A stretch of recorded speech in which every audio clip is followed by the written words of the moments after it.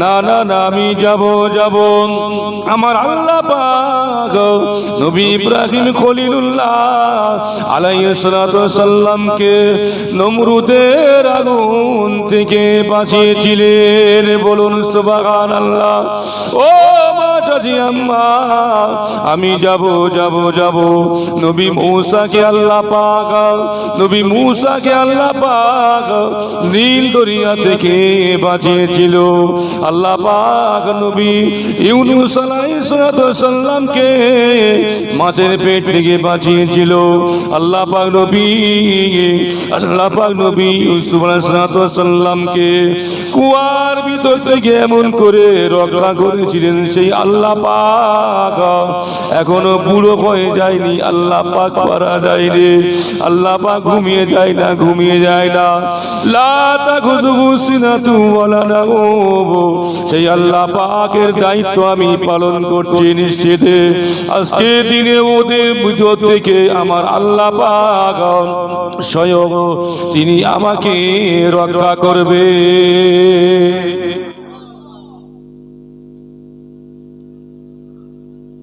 কি গো, সেই আল্লাহ পাক এখন আছে না নাই বলেন? সেই আল্লাহর উপরে আমরা ভরসা করি, তাওয়াক্কুল করি কি করি না? বলে আল্লাহ কিভাবে বাঁচাবে, আল্লাহ কিভাবে রক্ষা করবে? আমরা মুসলমান হয়েছি, কলেমা পড়েছি লা ইলাহা ইল্লাল্লাহু মুহাম্মাদুর রাসূলুল্লাহ, এই কালাম এই বাক্য পড়ার পরে দেখতে পাওয়া যায় যে মুসলমান আকীদা ঠিক নাই। ঈমান এনেছি, ঈমানদারের পরিচয় হলো মানে সুখে দুঃখেতে আল্লাহর উপরে ভরসা করা। তাওয়াক্কালতু আলাল্লাহ। কোথায় যাচ্ছেন? আল্লাহর উপরে ভরসা করুন। কি কোন জিনিসের প্রয়োজন আল্লাহর উপরে ভরসা, আল্লাহর উপরে আল্লাহকে বলুন আগে। যদি নুনের প্রয়োজন হয়, লবণের প্রয়োজন হয়, আগে আল্লাহকে বলে বাজারে যান, দোকানে যান। কিন্তু আমরা মনে করি যে না, পকেটে টাকা আছে, পয়সা আছে, পকেটে টাকা আছে, পয়সা আছে, আবার আল্লাহকে বলবো কেন? কি গো, এটা কি ইমানদারের পরিচয়? তাই যা কিছু প্রয়োজন, চারানা পয়সা যদি জিনিস প্রয়োজন হয়, আগে আল্লাহকে বলতে হবে, আল্লাহকে জানাতে হবে। কোথায় কেউ কিছু বললো, বলে ভাই কালকে আসবি তো? বলে হ্যাঁ কাল শিওর যাবো। হ্যাঁ কালকে শিওর যাবো। এখানে ইনশাআল্লাহ বলার কোনো প্রয়োজন মনে করে না। ঈমানদার মুসলমান বলে দাবিদার। জি, এটা তো ঈমানদারের পরিচয় নয়। কোথায়? আগামীকাল যাব ইনশাআল্লাহ, ওইটা করব। কি হবে? কি বলতে হবে? ইনশাআল্লাহ। আজ থেকে আমরা শিখে নিই। জি, আমরা সুখে দুঃখে সর্বহালতে তাওয়াক্কালতু আলাল্লাহ, আল্লাহর উপরে আমরা ভরসা করব। ঈমানদারের পরিচয় হলো এটা। সাথী হলেন আবু বকর সিদ্দিক রাদিয়াল্লাহু আনহু। আমার নবীকে ছাড়েন না, নবীর সাথে সাথে চলে যায়। এমন সময়তে মক্কার জমিনের বালু কাগরগুলো ইয়া রাসূলুল্লাহ, ইয়া হাবিবাল্লাহ সরে কানতে লাগলো। ইয়া রাসূলুল্লাহ, হাবিবাল্লাহ, আপনি যাবেন না, ওরা আপনাকে শহীদ করে দেবে। আপনি এমন করে পিছিয়ে আসুন, চলে আসুন। ইয়া রাসূলুল্লাহ, আপনি আর আগাবেন না। নবী কোনো কথা শুনছেন না, নবী আমার এগিয়ে যায়। এমন সময় সপ্তম আসমানের দরওয়াজা খোলা হলো। সপ্তম আসমানের ফেরেশতারা সবাই এসে বলতে লাগলো, ইয়া রাসূলুল্লাহ, হাবিবাল্লাহ, আপনি যাবেন না, ওরা আপনাকে শহীদ করে দেবে, কতল করে দেবে। আপনি পিছিয়ে যান, আপনি ফিরে যান, আপনি ওদের সঙ্গে পারবেন না। ইয়া রাসূলুল্লাহ, আপনাকে যদি চলে যেতে হয় আপনাকে যদি শহীদ করে দেয়, কে আর দিনটা প্রচার করবে? ও ভাইজানেরা, নবী আমার আগিয়ে আগিয়ে চলে যায়, নবী আমার কোনো কথা শোনেন না। এমন সময়তে আবু বকর সিদ্দিক রাদিয়াল্লাহু আনহু একটু আগিয়ে গেলেন। আগিয়ে গিয়ে দেখে হাজার হাজার হাজার হাজার সৈন্যরা হুমকি ঝুমকি দেয়, কোথায় সে মুহাম্মদ, কোথায় সে মুহাম্মদ, মুহাম্মদকে নিয়ে এসো, আজকে দিনে আমরা মুহাম্মদকে ছাড়ব না, মুহাম্মদকে আমরা কতল করব, মুহাম্মাদের গায়ের গোশতগুলি শিয়াল কুকুরে দিয়ে ভক্ষণ করাবো। এই না আওয়াজ আবু বকরের কানে পড়ল, নজরে পড়ে গেল। আবু বকর জজ্জর জজ্জর করে কাঁদতে লাগলো, ইয়া রাসূলুল্লাহ, ইয়া হাবিবাল্লাহ, হুজুর আপনি যাবেন না, যাবেন না, আপনাকে ওরা ছেড়ে দেবে না। ইয়া রাসূলুল্লাহ, ইয়া হাবিবাল্লাহ, আপনি পিছিয়ে আসুন, আপনি চলে আসুন। ওরা হাজার হাজার সৈন্য, ওদের হাতে লাঠি আছে, বিভিন্ন রকমের অস্ত্র শস্ত্র আছে, আমরা মাত্র দুইজনা, আমাদের হাতে কিছুই নাই, কিছুই নাই। আল্লাহ নবী বলতে লাগলেন, ও বাবা আবু বকর, কেঁদো না বাবা, রোনাদারি করো না, ওরা হাজার হাজার সৈন্য আছে, ওদের হাতে লাঠি ছোটা বললাম সব কিছু আছে। না না না, আমরা আছি দুইজনা, আমাদের কাছে কিছুই নাই। না না না, আমি আছি, তুমি আছো, আমাদের সঙ্গে আমার আল্লাহ পাক স্বয়ং রয়েছে। ও বাবা আবু বকর, চলো বাবা চলো, ওদের কাছে যাব, ময়দানে যাব, ময়দানে গিয়ে দিন প্রচার করব, কলেমা প্রচার করব, ময়দানে গিয়ে দিন প্রচার করব, কলেমা প্রচার করব। বাবাজি নবী আমার এমন করে আগিয়ে আগিয়ে যায়। এমন সময়তে আল্লাহ পাকের বিখ্যাত মালাইকা হযরত জিবরাইল আমিন আলাইহিস সালাতু ওয়াস সালাম আমার নবীর কাছে এসে হাজির হলেন, নবীকে সালাম দিলেন, ইয়া রাসূলুল্লাহ, ইয়া হাবিবাল্লাহ, হুজুর আপনি আর যাবেন না, যাবেন না, আপনি পিছিয়ে পড়ুন, পিছিয়ে পড়ুন, আপনি এমন করে আমাকে হুকুম দিন, আমি জিবরাইল আমাকে ইজাজত দিন। হুকুম দেওয়ার সাথে সাথে আমি জিবরাইল এক চড় দিয়ে ওই কাফের বেঈমানদের সকলকে তুলার ন্যায় উড়িয়ে দেব। ও ভাইজানেরা, আল্লাহ নবী, নবী আমার এই কথা শুনে জজ্জর জজ্জর করে কাঁদতে লাগলেন। ভাই জিবরাইল, ও ভাই জিবরাইল, কি কথা বললে ভাই?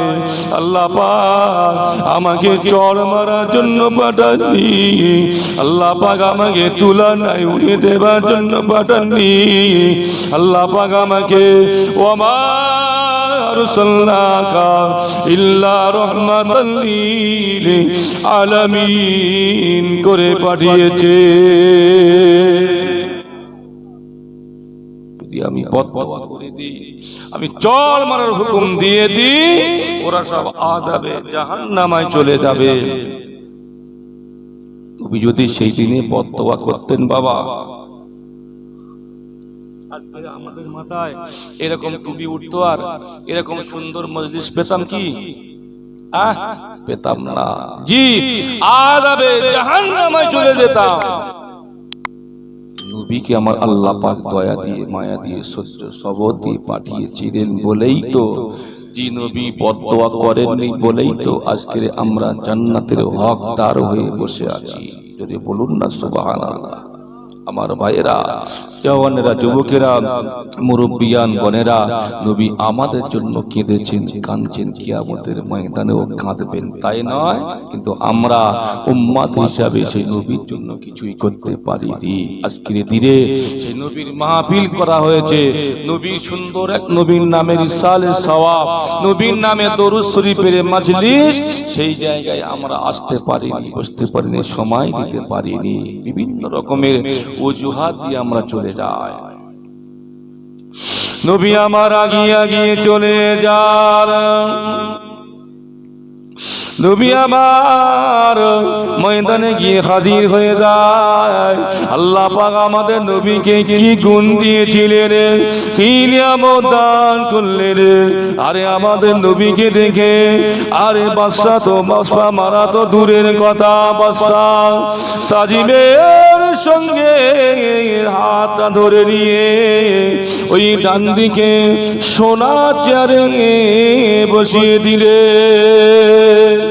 আর একটু জোরে বলুন সুবহানাল্লাহ। বাবাজি যখনই এমন করে আবু জেহেল, যখনই বাদশা আমাদের নবীকে তাজিম করলেন, সম্মান করলেন, তাজিম করলেন, সম্মান করলেন, সোনার চেয়ারে বসালেন, বাবা আবু জেহেল রেগে যাবে না যাবে বলেন?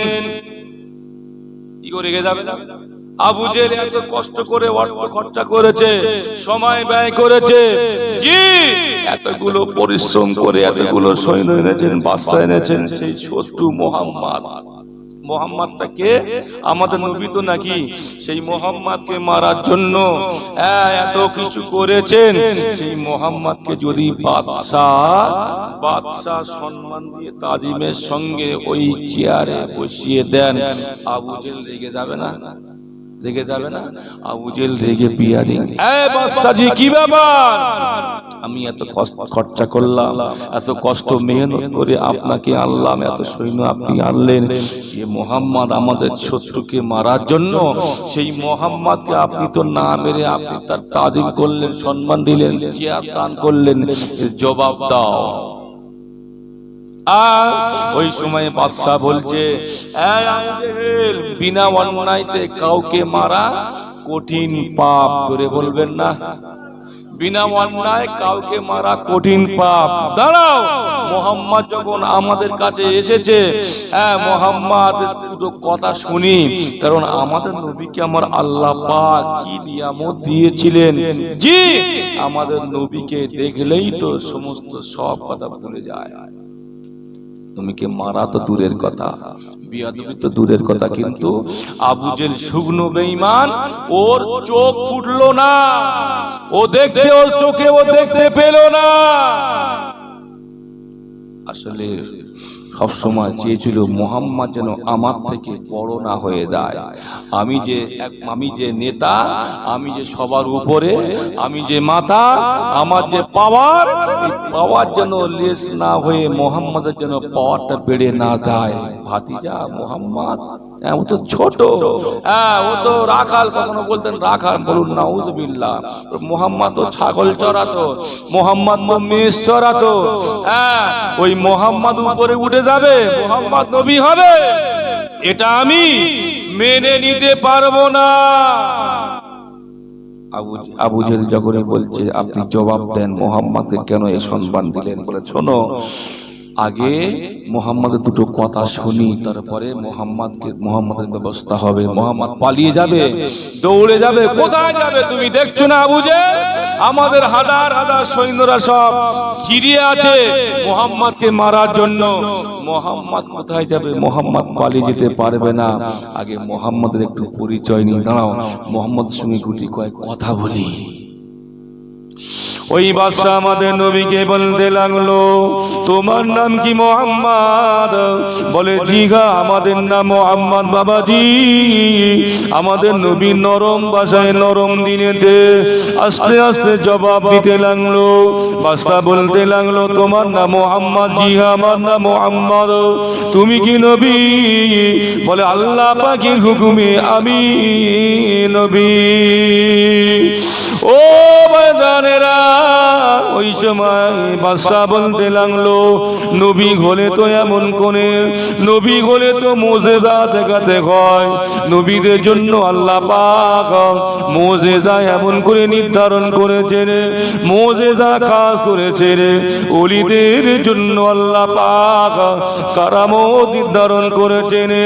আল্লাহ নবী বললেন কারামতে আউলিয়ায়ে হক, আল্লাহর ওলিদের কারামত সত্য, নবীদের মুজিজা সত্য। নবীদের মুজিজা যদি কোনো ব্যক্তি অবিশ্বাস করে তার ঈমান থাকবে না। ওলি আউলিয়া কেরামদের কারামত বিশ্বাস করতে হয়, ওলি আউলিয়াদের কারামত যদি কেউ অবিশ্বাস করে ঈমান থাকবে না। তাহলে বলছে মুহাম্মদ তুমি যদি নবী হও তাহলে তো মুজিজা দেখাতে হবে, কোনো মুজিজা দেখাতে পারবে কি গো? নবীদের জন্য আল্লাহ পাক তো মুজিজা দিয়েছেন তো নাকি? আমাদের নবীর সব থেকে বড় মুজিজা কি জানেন? কি জানেন? কোরআন শরীফ। বলুন সুবহানাল্লাহ। কোরআন শরীফ, কোরআন শরীফের মধ্যে আল্লাহ পাক কি দেননি? সব কিছু দিয়েছেন জি, কিন্তু একটা জিনিস দেন, সেটা কি জানেন? মিথ্যা। জোরে বলবেন না। সব কিছু দিয়েছেন, মিথ্যা দেয়নি। বলুন সুবহানাল্লাহ। ভাই ও বাবাজিরা, জওয়ানেরা, যুবকেরা, মুরব্বিয়ান গণেরা, ওই সময়তে এমন করে বাদশা বলতে লাগলো নবী হলে তো মুজিজা দেখাতে হবে, তুমি কি কোনো মুজিজা দেখাতে পারবে? আমাদের নবী বলতে লাগলো আল্লাহ পাক আমার সহায় থাকলে আমি মুহাম্মদ নিশ্চিত মুজিজা দেখাতে পারবো। জোরে বলুন সুবহানাল্লাহ। ওই সময়তে আবু জেহেল এমন করে সিংহের মতো গর্জন করে বলতে লাগলো এই বাদশাজি, ওই মুহাম্মদ নিজের মন গড়া মুজিজা দেখাবে, আমি এমন করে আবু জেহেল মেনে নেব না। আমি আবু জেহেল যে মুজিজা দেখাতে বলবো, যা করে দেখাতে বলবো, যদি ওই মুহাম্মদ করে দেখাতে পারে, আমি আবু জেহেল কথা দিলাম এই হাজার হাজার লোক সবাইকে নিয়ে সবার সামনে আমি আমার লোক লস্কর সবাইকে নিয়ে ওই মুহাম্মাদের হাতে হাত দিয়ে মুহাম্মাদের কলেমা পড়েন মুসলমান হয়ে যাব। ওই সময় বাদশা বলতে লাগলো এই আবু জেহেল কি মুজিজা দেখাতে হবে বলো? ওই সময় আবু জেহেল এমন করে চিৎকার করে বলতে লাগলো এ মুহাম্মদ, এখন তুমি দেখতে পাচ্ছ আকাশের দিকে তাকাও, আকাশের দিকে তাকিয়ে দেখো, সূর্য প্রখর ভাবে তাপ দেয়, কিরণ দেয়, রোদ দেয় সূর্য মাথার উপরে। এই সূর্য এখনই অস্তমিত করতে হবে। এই সূর্য যখন তুলে যাবে, গায়েব হয়ে যাবে, অন্ধকার আকাশে এমন করে চাঁদ আনতে হবে। ওই চাঁদটাকে এমন করে দুটো ভাগে ভাগ করতে হবে। দুটো ভাগে ভাগ করে দিয়ে দুটো ভাগ যদি মুহাম্মদ তোমার হাতে আনতে পারো, আবার পুনরায় জোড়া লাগিয়ে দিতে পারো, আবার এমন করে চাঁদ এমন করে নিভিয়ে দিতে পারো, ওই অন্ধকার আকাশে আবার পুনরায় সূর্যটা আনতে পারো, আমি মুহাম্মদ কথা দিলাম তোমার হাতে হাত দিয়ে কলেমা পড়ে মুসলমান হয়ে যাবে, মুসলমান হয়ে যাব। ওই সময় বাদশা বলতে লাগলো না না না, বুঝে গেলে এটা কি করে সম্ভব? এটা তো কঠিন কাজ, এই কাজ এই মুহাম্মদ কিভাবে করে দেখাবে? না না না না। ওই সময় আবু জেহেল বলতে লাগলো হ্যাঁ, আমি যেটা বলেছি যদি ওই মুহাম্মদ ওইটা করে দেখাতে পারে, তাহলে আমি আবু জেহেল মুহাম্মদের হাতে হাত দেব। ওই সময় বাদশা বলতে লাগলো এই মুহাম্মদ, তুমি শুনলে শুনলে তো আবু জেহেল কি কথা বললো, কি মুজিজা দেখতে চায়। ওই সময় বাদশা বলতে লাগলো, মুহাম্মদ তুমি কি দেখাতে পারবে? ওই সময়তে আমাদের নবী দয়া নবী মায়া নবী বলতে লাগলে, রে আজা বানা বাদশাজি, আল্লাহ পাক আমার সহায় হলে, আল্লাহ পাক আমার সহায় হলে ইনশাআল্লাহ আমি করে দেখাবো। বলবেন না সুবহানাল্লাহ? কঠিন কাজ, কঠিন কাজ, তবে আমার একটু সময় দিতে হবে। আমি সেই সময়টা নিয়ে আমি একটু আল্লাহ পাকের নামাজ আদায় করব। জোরে বলেন সুবহানাল্লাহ। কি গো, সেই নামাজ এখন আছে না নাই বলেন? কি এই নামাজ পড়া হয়? কি নামাজ পড়া হয়? বলে হুজুর সব হবে, কিন্তু ওই নামাজের ওয়াজ হবে না। সব বলেন, সব বলে, ঘটনা কেসটা কাহিনী সব বলেন, কিন্তু নামাজ পড়া যাবে না, নামাজের ওয়াজ আর চলে এখন? আর নামাজ তো বুড়ো হয়ে গিয়েছে। নামাজের ওয়াজ শুনে শুনে শুনে শুনে আমার দাদু চলে গিয়েছে। নামাজ পড়ো, নামাজ পড়ো, নামাজের ওয়াজ শুনে শুনে আমার বাপও পটল তুলেছে। এখন আর নামাজের ওয়াজ শুনতে চাই না। অতএব আপনার ক্যাসেটটা একটু পাল্টে দিন বাবা।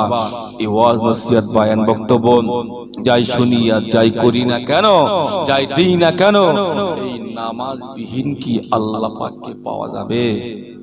জান্নাতে যাওয়া যাবে? নাজাত পাওয়া যাবে?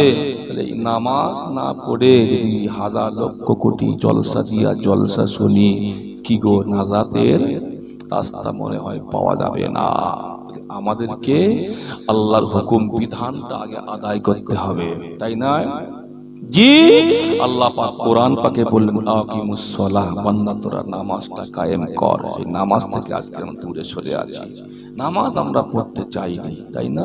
রাসূল যখনই কোনো বিপদের মুসিবতের মধ্যে পড়েছেন, তিনি সঙ্গে সঙ্গে নামাজের পাটি বিছিয়ে নামাজটা আদায় করে আল্লাহর কাছে প্রার্থনা করেছেন, দোয়া করেছেন, আল্লাহ আমার এই দরকার, কিন্তু আমাদের যদি কিছু প্রয়োজন হয়, বিপদ হয়, আমরা কোথায় যাই? এলাকার নেতা মেম্বারের কাছে ছুটে যাই না? না, আমাদের পার্টি ছেড়ে দিয়ে আল্লাহকে ছেড়ে দিয়ে এই ওইখানে যা, ওইখানে গেলে তো কাল আগেই হবে। কেমন মুসলমান বলেন, কেমন ইমানদার বলেন? কি কথা কি অসুবিধা হচ্ছে নাকি? এমন চলছে আমাদের সমাজে, মুসলমানের ভিতরে। আমার ভাইয়েরা, নামাজ আমাদের পড়তে হবে। নামাজটা কেন পড়বো বাবা?